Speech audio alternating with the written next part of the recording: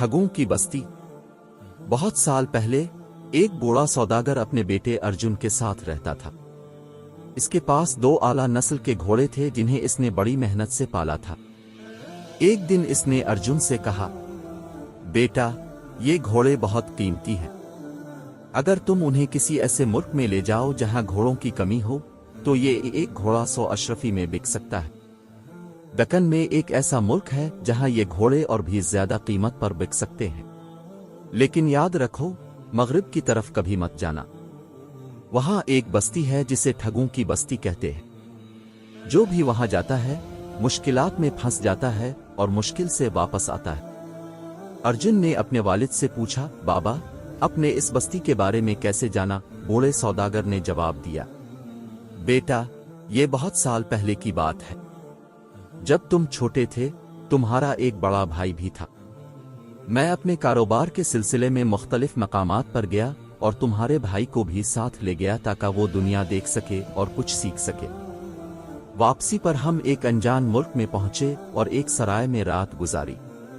वहां के लोगों की बातों और तरीकों से मालूम हुआ कि ये वही ठगों की बस्ती है जिसका जिक्र मैंने सुना था। सुबह जब मैं सराय वाले को किराया अदा कर रहा था तो उसका भाई रोता हुआ आया और कहने लगा कि इसकी बीवी के यहाँ मुर्दा बच्चा पैदा हुआ है और इसका जिम्मेदार नहीं। उसने कहा कि जब मैं शाम को घोड़े से उतरा तो मेरी सांस की तेजी से एक कीड़ा उड़कर उसकी बीवी की नाक में चला गया, जिससे इसे छींक आई और बच्चा पेट में ही मर गया। लोगों ने इसकी बात मानी और मुझे इसके बच्चे की मौत का जिम्मेदार ठहराया। उन्होंने मेरे बेटे को मुझसे छीन लिया और कहा कि ये इसका बदला है। मैं बेबस होकर वापस आ गया, लेकिन मेरा बेटा आज भी उनके कब्जे में है और उनकी गुलामी कर रहा होगा। अर्जुन ने अपने वालिद से वादा किया कि वो कभी मगरिब की तरफ नहीं जाएगा। वो दोनों घोड़ों को लेकर दक्कन के मुल्क की तरफ रवाना हो गया। कुछ दिन बाद वो एक दरिया के किनारे पहुंचा जहां पानी की सतह बुलंद थी। कश्ती वाले ने कहा कि इसकी कश्ती घोड़ों को ले जाने के काबिल नहीं है, लेकिन अगर वो मगरिब की तरफ जाए तो वहां मजबूत कश्तियां मिल जाएंगी जो इसे दरिया पार करवा देंगी। अर्जुन ने मगरिब की तरफ सफर शुरू किया। सफर के दौरान अचानक तेज आंधी चलने लगी। अर्जुन ने पनाह की तलाश में एक पहाड़ के दामन में धुआं उठता देखा और सोचा कि वहां कोई बस्ती होगी जहां पनाह मिल सकती है। वो अपने घोड़ों समेत पहाड़ पर चढ़ गया। आंधी का जोर कम होने पर उसने देखा कि नीचे एक गांव है। इसे शक हुआ कि ये वही ठगों की बस्ती है जिसके बारे में इसके वालिद ने खबरदार किया था।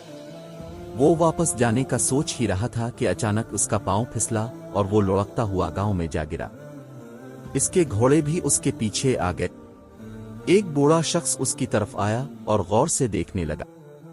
बूढ़े ने अर्जुन से पूछा, बेटा, तुम कहां से आए हो और यहां कैसे पहुंचे? अर्जुन ने अपनी दास्तान सुनाई।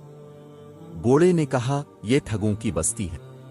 यहां के लोग धोखाधड़ी में माहिर हैं।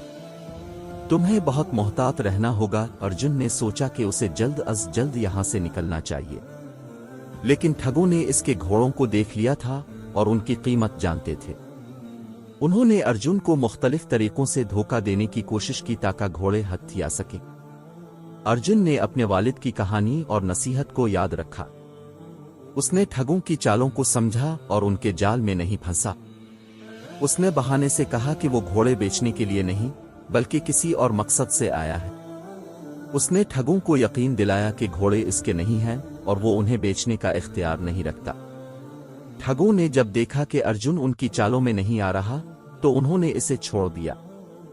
अर्जुन ने मौका का फायदा उठाया और जल्दी से वहां से निकल गया। अर्जुन ने महफूज तरीके से दरिया पार किया और दक्कन के मुल्क पहुंचा।